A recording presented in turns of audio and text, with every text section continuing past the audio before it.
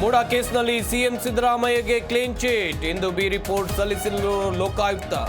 Supreme ಮೆಟ್ಟಿಲೇರೋಕೆ ಸ್ನೇಹಮಯಿ ಕೃಷ್ಣ ನಿರ್ಧಾರ.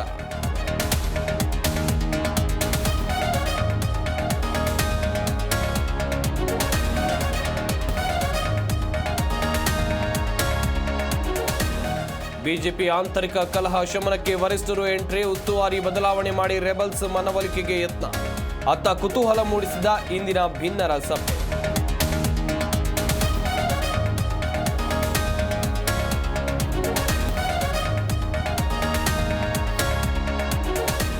ಇಂದಿನಿಂದ ದೆಹಲಿಯಲ್ಲಿ ರೇಖಾ ಗುಪ್ತಾ ದರ್ಬಾರ್. 11 ಗಂಟೆಗೆ ರಾಮ್ಲೀಲಾ ಮೈದಾನದಲ್ಲಿ ಸಿಎಂ ಆಗಿ ಪದಗ್ರಹಣ.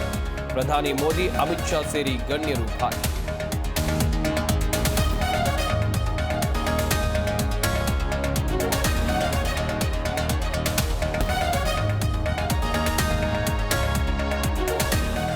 ನಾನು ಮತ್ತೆ ಬಾಂಗ್ಲಾದೇಶಕ್ಕೆ ವಾಪಸ್ ಬರ್ತೇನೆ, ಪ್ರತೀಕಾರ ತೀರಿಸಿಕೊಳ್ತೇನೆ ಎಂದ ಶೇಖ್ ಹಸೀನಾ. ಯೂನುಸ್ ಸರ್ಕಾರ ಪತನದ ಎಚ್ಚರಿಕೆ ಕೊಟ್ಟ ಬಾಂಗ್ಲಾ ಮಾಜಿ ಪ್ರಧಾನಿ.